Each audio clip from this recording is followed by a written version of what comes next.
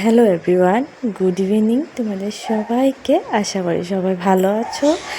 এটা দেখো, তুমি তো থাম্বনেল দেখে তোমরা বুঝতেই পারছো আজ খুব বৃষ্টির জন্য এই রেসিপি হলো খিচুড়ি, সাথে দুটো ডিমের অমলেট, সাথে হয়েছে ছোট আলু ভাজা, গুঁড়া আলু যেগুলি বলে।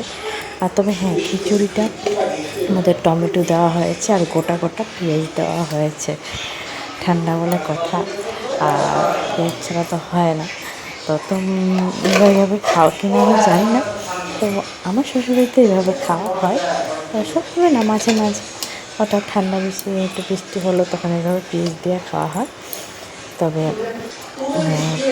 খেতে খুব দারুণ হয়েছিল, গোটা গোটা পেঁয়াজ সাথে। আর এই হলো ছোটো আলু ভাজা হয়েছে, সাথে হলো দুটো পাঁপড়। একদম পাঁপড় ভাজাটা হলে মানে বললে ভুল, লুচি ভাজা বলতে পারো।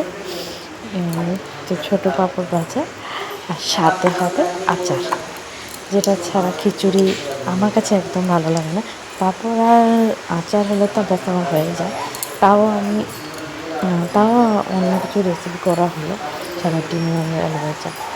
তো তোমাদের কেমন লেগেছে ভিডিওটি কমেন্ট করে বলবে। ধন্যবাদ।